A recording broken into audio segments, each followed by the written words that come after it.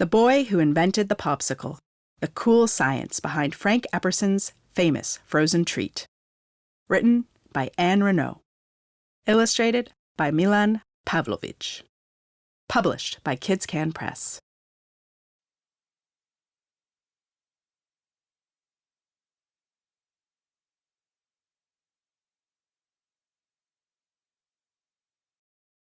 Frank William Epperson knew what he wanted to be when he grew up.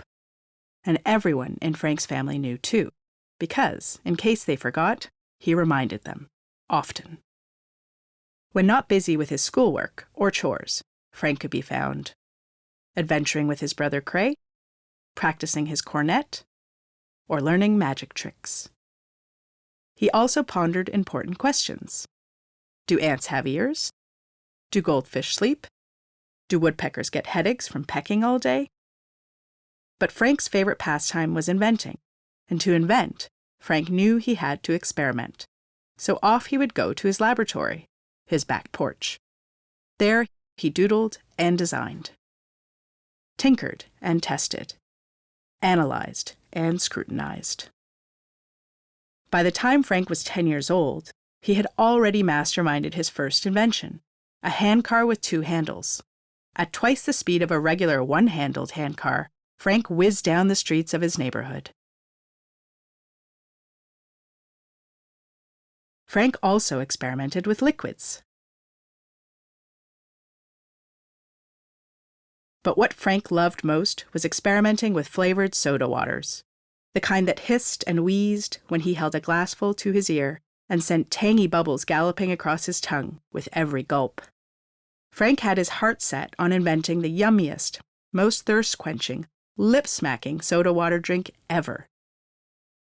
So off Frank would go to the corner store to buy the flavored soda water powders he needed for his experiments, often with his little brother Cray tagging along. Cray was a handy taster for Frank's concoctions. Some of his attempts were unsuccessful. You could even say they were disastrous. But Frank just kept on trying.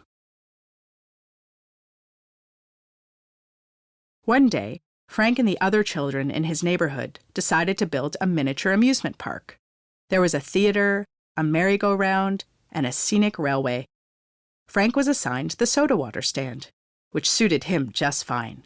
He could share his soda water creations with all his friends. It was also around this time that something peculiar happened. The temperature dipped, then plunged. This would not have been unusual had Frank lived in Moose Jaw, Saskatchewan, or Pocatello, Idaho, where it could be bitterly cold in winter. But he lived in San Francisco, California, where only rarely did the temperature drop below freezing. So Frank tried another experiment. He left a glass of flavored soda water outside overnight.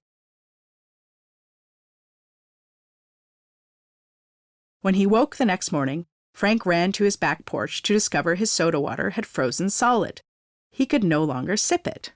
He had to lick it, like a lollipop. Frank had invented a frozen drink on a stick. As he grew older, Frank's invention did not melt from his memory. He just tucked it away in a corner of his mind. And there it stayed while he and his sweetheart, Mary Frances, began raising their gaggle of children. But when Frank noticed more and more people eating chocolate-covered ice cream bars, off he went to his laboratory, now his garage, to experiment. Frank found a way to make many of his drinks on a stick at the same time, with test tubes to mold them, wooden sticks to hold them, and a cool way to freeze them. For Frank's drinks on a stick to freeze, they had to be cold, very cold, colder than 0 degrees Celsius, 32 degrees Fahrenheit, the freezing point of water. Why? Because their ingredients, like sugar and flavoring, lowered their freezing point. So what did Frank do? He built a freezing box that held dozens of test tubes suspended in a mixture of crushed ice and salt.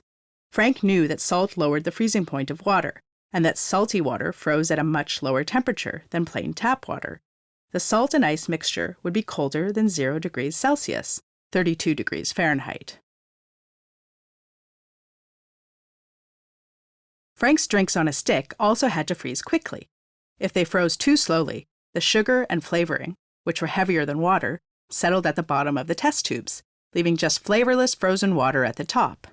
Frank wanted his treats to have the same tasty flavor throughout. The salt and crushed ice mixtures surrounding the test tubes was so cold it froze the liquid inside the tubes in minutes. Frank named his invention the Epsicle and began selling it for a nickel at county fairs and beaches. In the evenings, his children helped him roll the nickels he had earned. Frank had a clever way to encourage shop owners to sell his frozen treats. For several weeks in a row, he sent one of his children into a store to buy an Epsicle. Each week, the shop owner had to tell a different child that Epsicles were not sold in the store. Frank would then visit the store himself and ask the shop owner to stock his treats. Of course the owner agreed, after having had so many requests. Frank's children were always keen to sample their father's confections. And with all of them clamoring for their Pop's tasty fabrications, in time, the name of Frank's invention changed to the Popsicle.